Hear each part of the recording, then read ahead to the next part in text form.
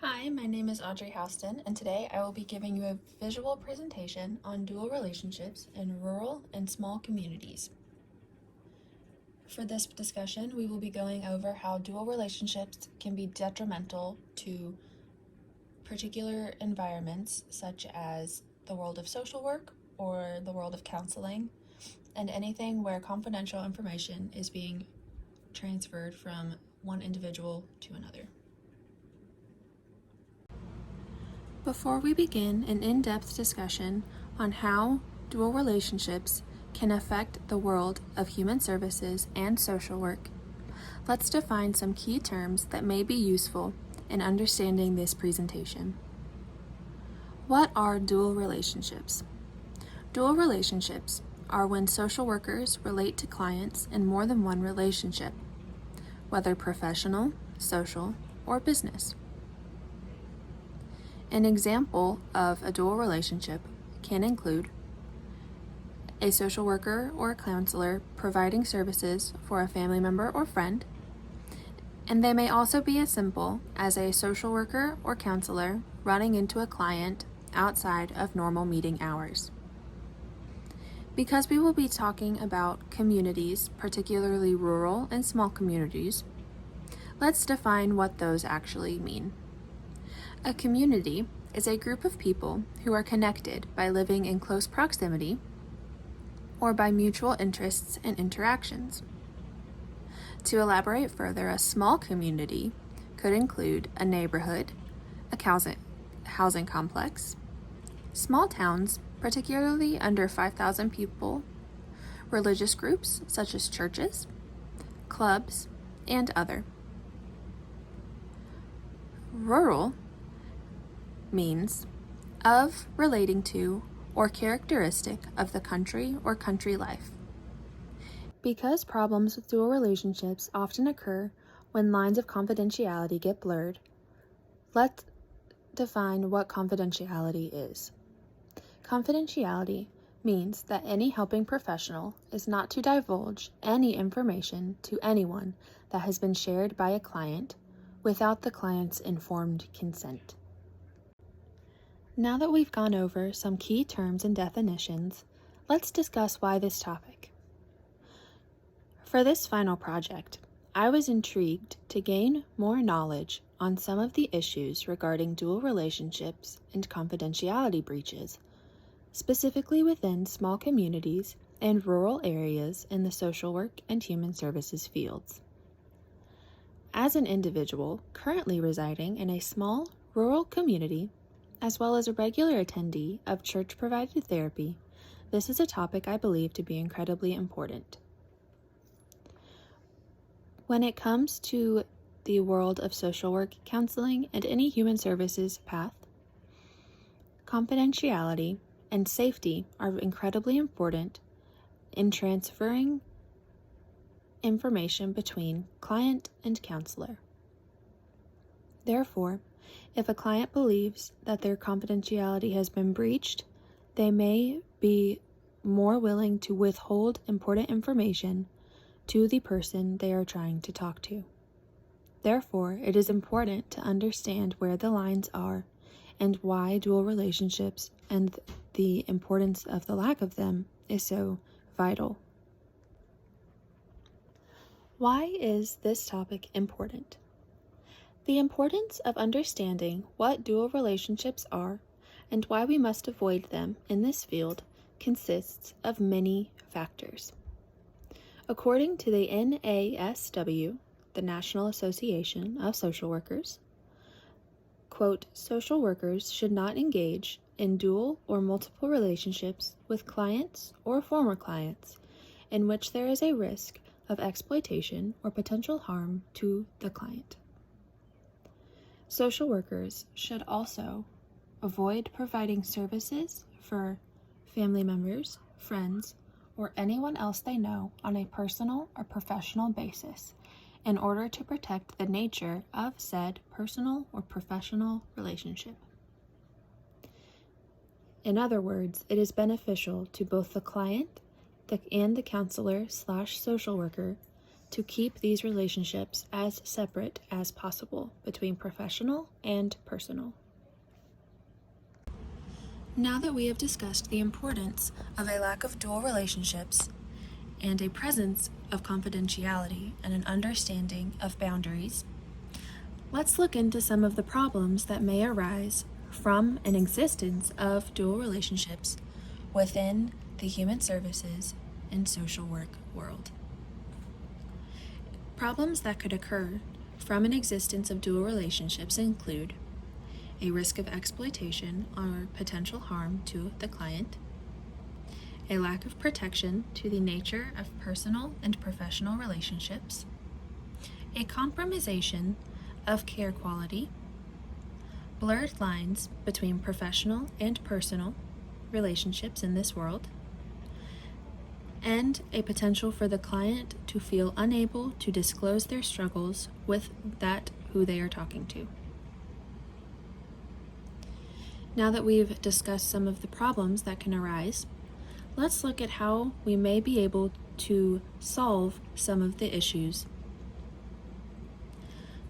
Some possible solutions include clear communication of boundaries, a clear definition of what confidentiality means to both the counselor and the client, clear lines of concern. Examples of this include a counselor who has a young client who is expressing self-harm ideas and suicidal thoughts. This counselor would need to report these cases.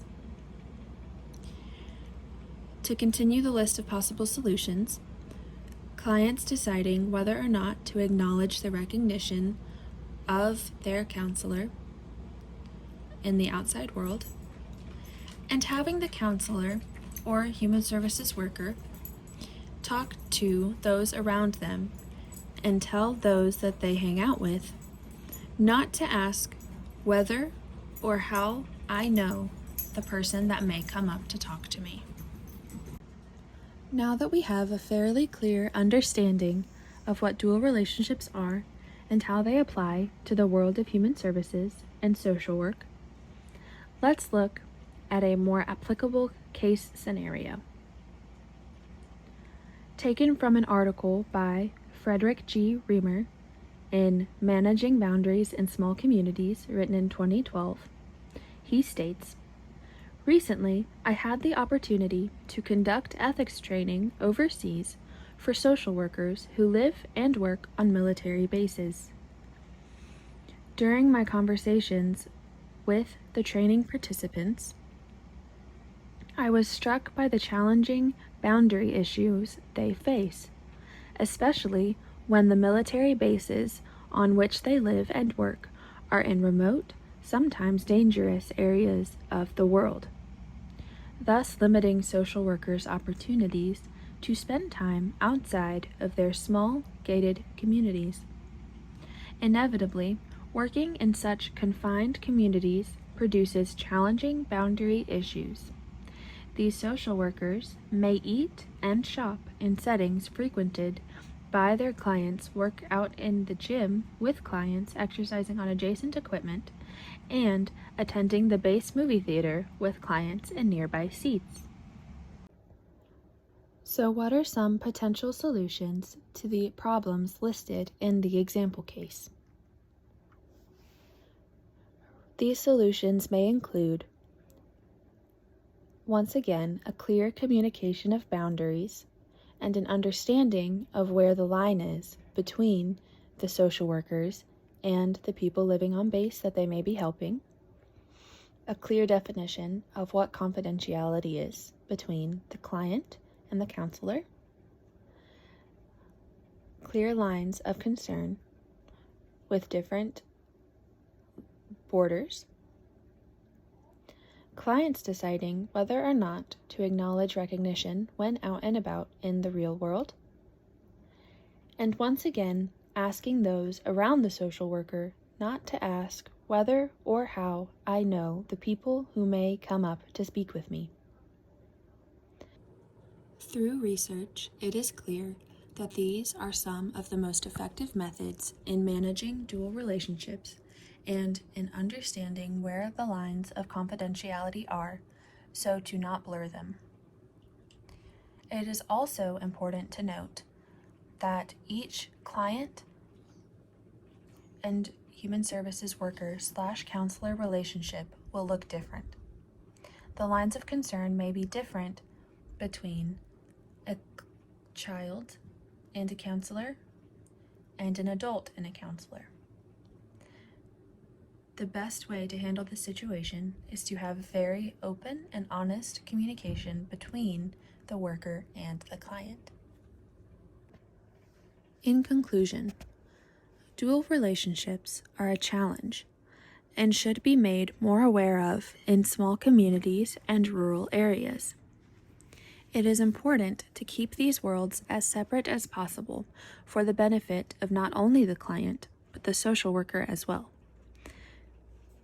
as these boundaries allow both parties to remain safe, both physically and mentally. In rural areas and small communities, these lines are difficult to manage. This is because the community is so well ingrained within itself that it is often difficult to separate between a professional and personal relationship. Through management of dual relationships and an unblurring of the lines of confidentiality in the world of human services and social work and counseling and interviewing, we may be able to better help the world around us. It may be beneficial to those seeking out human services care, social work, or counseling to understand that what they say is kept as private as possible. It may also help both parties feel safer to know that what a client says to their counselor is not being shared with the counselor's family, friends, or anyone else they may come across. It is also important to note that a counselor or human services worker or social worker should not provide care or service for those they know on an intimate or personal level. I hope by listening to this presentation, you have grasped a better understanding as to the importance of a lack of dual relationships and a better understanding of where lines of confidentiality lie when speaking with clients.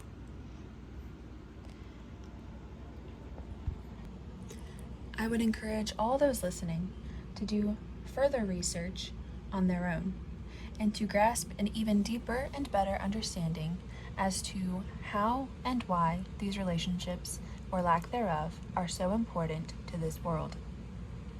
I would also encourage those listening to take a deeper look into the case mentioned on a previous slide. Is there anything that you would do differently?